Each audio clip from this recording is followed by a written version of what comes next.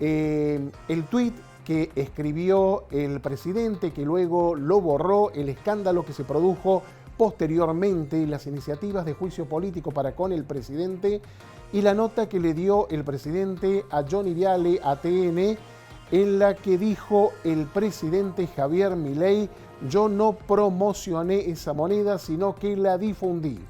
Para analizar este tema estamos ahora en comunicación directa con el politólogo Norman Berra. Buenos días, Norman. Buen día, ¿cómo estás? Muy bien. Bueno, ¿qué análisis haces de este escándalo de las cripto? Bueno, la principal pregunta se están haciendo ahora, digamos, los analistas y politólogos, el impacto que puede tener esto en la gestión del gobierno y de manera más directa la imagen del presidente, ¿no? Como está realizando. En general, lo que vos tenés que considerar acá es que como el tema nació en redes, siempre primero el impacto se da a nivel digital, porque vos tenés herramientas de mediciones diferentes. Por un lado, las mediciones de sentimiento digital en redes sociales, Claro. y por otro lado, las encuestas como las que hace Delfo en nuestro caso. Si arrancamos por el tema de redes, por esto que dijimos, el primer impacto aparece ahí. Hay 3 mediciones que estuvieron midiendo este fin de semana. Una fue la de la consultora especializada en monitoreo de sentimiento social ad hoc, Sí, sí. que le dio un impacto muy fuerte, 63% de menciones negativas a Milei durante el fin de semana en que estalló el escándalo, el doble de las menciones positivas, o sea, tenés 63 contra 31. Sí, Si vos sí. pensás que él lo votó el 30% aproximadamente en la primera vuelta, digamos, se podría decir que el núcleo duro lo sigue acompañando, pero claramente tenés una negatividad que duplica ese núcleo duro.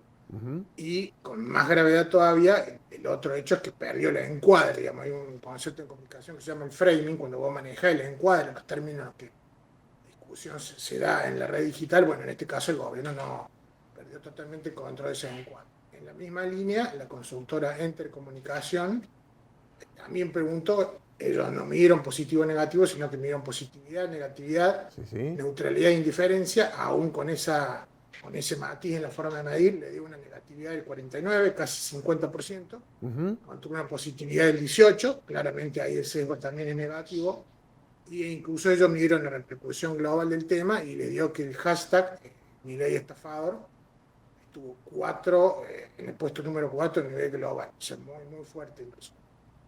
Y en la misma línea, Diego Corbalán, de Sidata, que también mide, detectó exactamente lo mismo, estafa como el término más usado. Después apareció escándalo, delito, digamos, acciones muy fuertes, todas negativas, y obviamente, como era de esperarse, eso disparó la negatividad en redes asociada a la figura del presidente, tanto en las redes como en las menciones en redes de los medios de comunicación. O sea que en general las 3 mediciones de sentimiento digital en redes dan un impacto muy negativo, y si querés, después eso pasamos al tema de encuesta, que es lo que más como medio, ¿no? Bueno, viste, a propósito de estos números que estás dando, Norman, ayer el presidente habló, le decía a Johnny Viale, le echó un poco la culpa de querer aprovecharse de esta cuestión al kirchnerismo, dice que va muy lejos en las encuestas, está muy preocupado porque nosotros estamos muy bien y con muy buenos números y una gran diferencia respecto del kirchnerismo.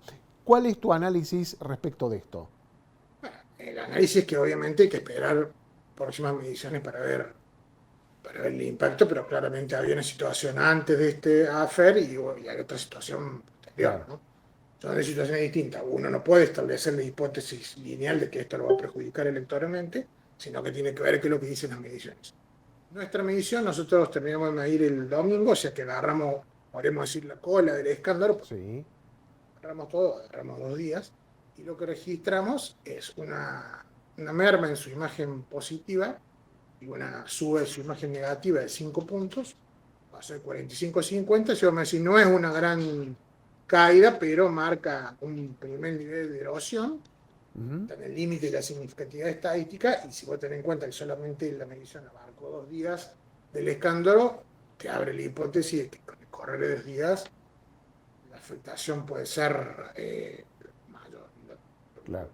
trazo digamos, entrar en hipótesis, porque las mediciones digitales lo que están mostrando es un impacto mucho más fuerte que las primeras encuestas. Te cito una del colega Cristian Boutier, que también ha salido publicada en algunos medios. No agarró el fin de semana, sino que cerró un día antes, sábado, y al haber cerrado un día antes, claramente registra un impacto menor. El registro una caída de 2,5 puntos contra los 5 puntos que registramos nosotros. O sea, que eso te da una pauta del nivel de desgaste que generan estas primeras encuestas. Habría que ver qué sucede con las encuestas que ya tomen todo el escándalo. Por ejemplo, la encuesta que hubiera empezado el día de ayer, lunes, donde el tema ya se hizo hipermasivo y que durará durante toda esta semana, ¿no? Por supuesto, yo sería prudente en cuanto a trazar hipótesis muy a futuro, pero las conclusiones preliminares que uno puede sacar de estas 5 mediciones, digamos, los 3 monitores de redes sociales, más la encuesta de Elfo, la encuesta de Cristian Boutier, está diciendo, hay un impacto negativo, difícil de calibrar todavía, porque las mediciones de redes sociales dan una caída y una negatividad muy alta, y las encuestas, que son una herramienta de distinta sensibilidad y con otra representatividad, muestran un desgaste todavía menor o incipiente. Y el otro tema que yo extraería como conclusión es que es un daño autoinfligido por el presidente, ¿no? Porque el escándalo se genera a raíz del tuit. Sin tuit no hubiera habido negocio y no hubiera habido estafa, ¿no? Claro.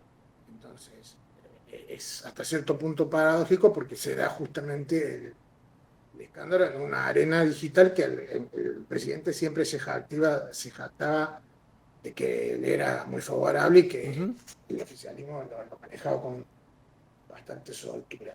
En ese sentido, si bien había antecedentes, porque a Milei le había sucedido algo parecido cuando era diputado nacional con otra criptomoneda, CoinX, capaz que vos le recuerdes. En ese momento no era presidente, o sea, su nivel de responsabilidad era menor todavía, pero aún con ese antecedente esto es muy parecido a un cine negro, ¿no? Porque un tiro en el pie o un error no forzado que... Claro.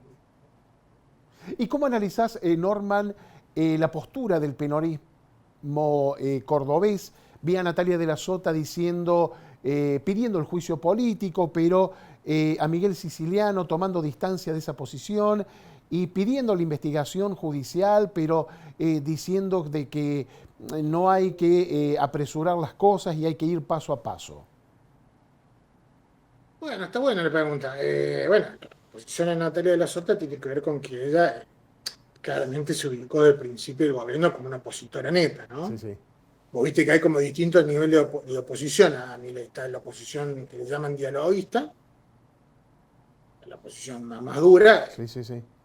vinculada con Unión por la Patria, y Natalia de la Sota, si bien no está formalmente en Unión por la Patria, tampoco está como dialoguista, ella se para claramente como opositora y ha votado en el Congreso de manera consecuente con... O sea, que no es sorprendente que ella sostenga esta postura más enfática y más crítica y más nítida, además diría yo, frente a un escándalo de estas proporciones. Sin duda el mayor escándalo de la gestión de esta hora. No es un asunto de otro referente. Bueno, Cecilia en este caso se eligen pararse en una senda más moderada, lo cual no está mal. Cada uno, digamos, tiene que ser consistente con el posicionamiento que ha trabajado, y me parece que en este caso Natalia de la Sota, que además tiene expectativa de ser candidata este año, también mira eso, ¿no? ¿Y cómo crees, Norman, que va a encajar Natalia en el esquema yarlorista, digamos, del PJ cordobés oficial? ¿Se irá con el Frente Renovador? Porque ella, como vos decís, se le vence el mandato y, bueno, tiene que renovar. Quiere renovar, además, ¿no? Sí, claro, porque se acaba el mandato del diputado nacional. Y eso es prematuro decirlo, porque hay que ver cómo va a ser la ingeniería política de la carrera electoral de este año. Lo que nosotros tenemos en este momento es una situación la cual los pasos podrían suspenderse. A veces tiene que confirmar eso, porque tiene que terminar de definirlo el Senado. Y insisto, esto que sucedió con Milei te cambia el escenario, ¿no? Porque de repente trámites que podrían estar, haber considerado uno que estaba ganado en el Parlamento, de golpe se pueden trabar, ¿no? Esa ingeniería electoral va a tener que ver si hay paso o no. Si hay o no paso, eso también implica o limita la posibilidad de que vos construyas frentes o alianzas con otras fuerzas, o que vayas con listas más puras.